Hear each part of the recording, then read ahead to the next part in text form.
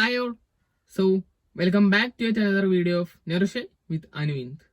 ഇന്ന് നമ്മൾ ഡിസ്കസ് ചെയ്യാൻ പോകുന്നത് ഡയറ്റ് ഫോർ കൊളസ്ട്രോൾ. കൊളസ്ട്രോളിനുള്ള ഒരു ഡയറ്റ്, ഒരു ജനറൽ ഡയറ്റ് പാറ്റേൺ. കൊളസ്ട്രോൾ ഉള്ള രോഗികൾ എന്തൊക്കെ ഭക്ഷണങ്ങൾ ശ്രദ്ധിക്കണം, അല്ലെങ്കിൽ എന്തൊക്കെ കാര്യങ്ങൾ ടേക്ക് കെയർ ചെയ്യണം എന്നൊക്കെ പറഞ്ഞിട്ടുള്ള ഒരു ഡീറ്റെയിൽഡ് വീഡിയോ ആണ്. പ്ലാൻ ബേസ്ഡ് ഫുഡ്സിൽ, അതായത് പച്ചക്കറി വർഗ്ഗങ്ങള്, അതുപോലെ തന്നെ ഇലവർഗ്ഗങ്ങള്, ഇവയിലൊന്നും കൊളസ്ട്രോൾ ഇല്ല. ഇവരൊക്കെ പ്യൂർ ആയിട്ടും കൊളസ്ട്രോൾ ഫ്രീ ആണ്. നമ്മൾ കൊളസ്ട്രോൾ രോഗികൾക്ക് ബേസിക് ആയിട്ട് കൊടുക്കാറുള്ള ഒരു അഡ്വൈസ് എന്ന് പറയുന്നത് ആനിമൽ ബേസ്ഡ് ഫുഡ്സ് നമ്മൾ ഒഴിവാക്കുക. അതായത് non veg items, chicken, beef, pork, mutton, ഇതൊക്കെ ഒഴിവാക്കുക. നമ്മൾ കൊളസ്ട്രോൾ ചെക്ക് ചെയ്യുമ്പോൾ നമ്മുടെ ടോട്ടൽ കൊളസ്ട്രോൾ 200 അടിയിലായിരിക്കണം.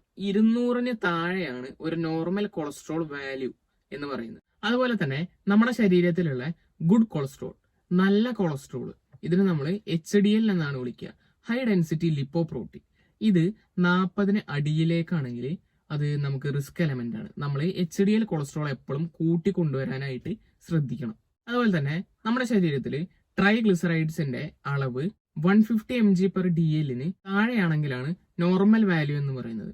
അതായത് 150 mg/dl താഴെ വരണം. നമുക്ക് കൊളസ്ട്രോളിനുള്ള റീസൺസ് എന്തൊക്കെയാണെന്ന് നോക്കാം. കാരണങ്ങൾ.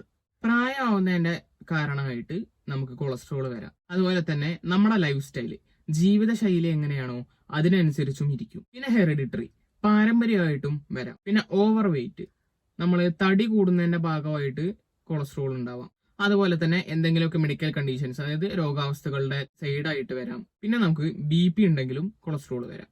ചെറിയ അളവിലുള്ള മദ്യപാനം കൊളസ്ട്രോൾ കുറയ്ക്കാൻ വേണ്ടിയിട്ട് സഹായിക്കുന്നു. ഇനി നമുക്ക് കൊളസ്ട്രോൾ വന്നാലുള്ള കോംപ്ലിക്കേഷൻസ് എന്തൊക്കെയാണെന്ന് നോക്കാം. കൊളസ്ട്രോൾ വന്നു കഴിഞ്ഞാൽ നമുക്ക് ചെസ്റ്റ് പെയിൻ, നെഞ്ചുവേദന അനുഭവപ്പെടാനായിട്ട് സാധ്യതയുണ്ട്. അതുപോലെ തന്നെ എതറോസ്ക്ലീറോസിസ് ആവാൻ വേണ്ടിയിട്ട് സാധ്യതയുണ്ട്. പിന്നെ ഡിസ്ലിപ്പിഡേമിയ വരാൻ വേണ്ടിയിട്ട് സാധ്യതയുണ്ട്. ഹാർട്ട് അറ്റാക്ക് വരാനുള്ള ചാൻസസ് ഉണ്ട്. അതുപോലെ തന്നെ സ്ട്രോക്കും വരാനായിട്ട് സാധ്യതയുണ്ട്. ഇനി നമുക്ക് പ്രിവെന്റീവ് മെഷേഴ്സ് എന്തൊക്കെയാണെന്ന് നോക്കാം. എങ്ങനെയൊക്കെ കൊളസ്ട്രോളിനെ തടയാം എന്ന് നോക്കാം. Prevention is better than cure എന്നല്ലേ പറയാ. സോ മെഡിസിൻസിലൂടെ നമുക്ക് തടയാം. പിന്നെ നമ്മൾ എക്സസൈസ് ചെയ്യണം. പിന്നെ നമ്മുടെ ലൈഫ് സ്റ്റൈലിൽ മോഡിഫിക്കേഷൻസ് വരുത്തുക. ജീവിത ശൈലികളിൽ ചെറിയ ചെറിയ മാറ്റങ്ങളൊക്കെ വരുത്തി നല്ലൊരു ജീവിത ശൈലിയാക്കുക. പിന്നെ നമ്മുടെ സ്വന്തം ഡയറ്റ് എടുക്കുക. പുകവലി ഒഴിവാക്കുക. ഇനി നമുക്ക് ഡയറ്റ് വൈസ് ഇതിനെ എങ്ങനെയൊക്കെ തടയാം എന്ന് നോക്കാം. ആദ്യം പറഞ്ഞ പോലെ നോൺ വെജ് ഐറ്റംസ്, ചിക്കൻ, മീൻ, അങ്ങനത്തെ ഐറ്റംസ് ഒക്കെ ഒഴിവാക്കുക. മീൻ പിന്നെയും വലിയ പ്രശ്നമില്ല, മീൻ ഓക്കെയാണ്. പക്ഷെ നമ്മൾ ചിക്കൻ, ബീഫ് അങ്ങനത്തെ കാര്യങ്ങളൊക്കെ ഒഴിവാക്കുക. അതുപോലെ തന്നെ ലോ ഫാറ്റ് ഡയറ്റുകൾ എടുക്കുക.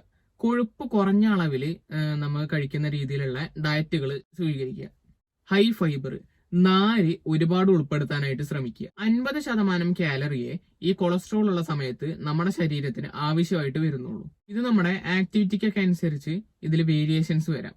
നമ്മൾ ചെയ്യുന്ന ജോലി, അല്ലെങ്കിൽ നമ്മൾ ചെയ്യുന്ന വർക്കൗട്ട്, ജോഗിങ്, ഇതിനൊക്കെ അനുസരിച്ച് മാറ്റങ്ങൾ വരുത്താനായിട്ട് സാധ്യത. അതുപോലെ തന്നെ പ്രോട്ടീൻ ഒരു മോഡറേറ്റ് ലെവലിലെ നമുക്ക് ആവശ്യമായിട്ടുള്ളൂ. ഒരുപാടും വേണ്ട, വളരെ കുറഞ്ഞു പോവും വേണ്ട. ഉപ്പിന്റെയും പഞ്ചസാരയുടെയും ഉപയോഗം കുറയ്ക്കുക. സാച്ചുറേറ്റഡ് ഫാറ്റ്സിന്റെ ഉപയോഗം കുറച്ച് അൺസാച്ചുറേറ്റഡ് ഫാറ്റ്സിന്റെ ഉപയോഗങ്ങൾ കൂട്ടുക. അതായത് നമ്മൾ മീൻ കഴിക്കുക, അതുപോലെ തന്നെ നട്ട്സ് കഴിക്കുക, ഓയിൽ കഴിക്കുക, അതുപോലെ തന്നെ സീഡ്സും കഴിക്കുക. ഈ പറഞ്ഞ മീനും അതുപോലെ തന്നെ ബാക്കിയുള്ള സംഭവങ്ങളൊക്കെ കറി വെച്ച് കഴിക്കാൻ വേണ്ടിയിട്ട് ശ്രദ്ധിക്കുക. ആഴ്ചയിൽ 2 വട്ടം 100 മുതൽ 200 ഗ്രാം വരെ മീൻ നമുക്ക് കറി ഫോമിൽ യൂസ് ചെയ്യാം. അതുപോലെ തന്നെ ഇലവർഗ്ഗങ്ങളും ആഴ്ചയിൽ 2 തവണ ഉപയോഗിക്കാവുന്നതാണ്. നമ്മുടെ ശരീരത്തിൽ ഈ സമയത്ത് അന്നജത്തിന്റെ അളവ്, അതായത് കാർബോഹൈഡ്രേറ്റ്സിന്റെ അളവ് 55% മാത്രമേ ആവശ്യമായിട്ട് വരുന്നുള്ളൂ. അതുപോലെ തന്നെ ഫാസ്റ്റ് ഫുഡും ജങ്ക് ഫുഡും ഒക്കെ നമ്മൾ അവോയ്ഡ് ചെയ്യുക. പുറത്തുനിന്നുള്ള ഭക്ഷണങ്ങൾ പാടെ കഴിക്കാതിരിക്കുക. പിന്നെ നമ്മുടെ ശരീരത്തിലെ ഫ്ലൂയിഡ് കണ്ടന്റ്, ജലാംശം നമ്മൾ വളരെയധികം ശ്രദ്ധിക്കണം, കൺട്രോൾ ചെയ്യുക. നമ്മൾ ഹോൾ ഗ്രെയിൻസ് ഒക്കെ നമ്മുടെ ഭക്ഷണത്തിൽ ഉൾപ്പെടുത്തുക. അതുപോലെ തന്നെ ഫ്രൂട്ട്സ് ഒക്കെ കഴിക്കുക. ഫ്രൂട്ട്സ് കഴിക്കുമ്പോൾ ഒരു കാര്യം ശ്രദ്ധിക്കുക, ജ്യൂസ് ആയിട്ട് കഴിക്കാതിരിക്കുക. ഫ്രൂട്ട് അങ്ങനെ കഴിക്കുക. പിന്നെ ഫിഷസ്, മീൻ കഴിക്കുക. നമ്മൾ ഓർഗൻ മീറ്റ്സ് ഒക്കെ ഒഴിവാക്കുക. അതായത് ചിക്കന്റെ ഒക്കെ പാർട്സ് അങ്ങനെയൊക്കെ കഴിക്കില്ലേ, അതൊക്കെ ഒഴിവാക്കുക. അതുപോലെ തന്നെ കൊഴുപ്പ് കുറവായിട്ടുള്ള പാലെടുക്കുക. അതായത് പാലിൽ നമ്മൾ ഇച്ചിരി വെള്ളം ചേർത്തിട്ട് കഴിക്കാനായി ശ്രദ്ധിക്കുക. നമ്മൾ പോൾട്രി, അതായത് കാട, അങ്ങനത്തെ സംഭവങ്ങളും അതുപോലെ തന്നെ കോക്കനട്ട് പ്രോഡക്ട്സ്, തേങ്ങയിൽ നിന്ന് വരുന്ന വസ്തുക്കൾ ഒഴിവാക്കുക. തേങ്ങാപ്പാൽ ഒഴിച്ച കറി അല്ലെങ്കിൽ തേങ്ങ അരച്ച് ചേർത്ത കറി അങ്ങനെയൊക്കെ ഒഴിവാക്കുക. അരമണിക്കൂർ എക്സസൈസ് നമ്മൾ എന്താണേലും ചെയ്തിരിക്കണം.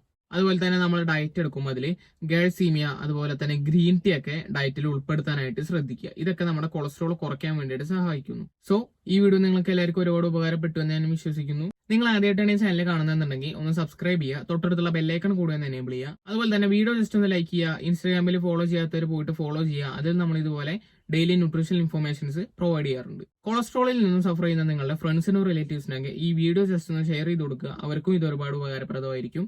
സോ അടുത്തൊരു വീഡിയോ ആയിട്ട് വരുന്നത് വരെ ബൈ.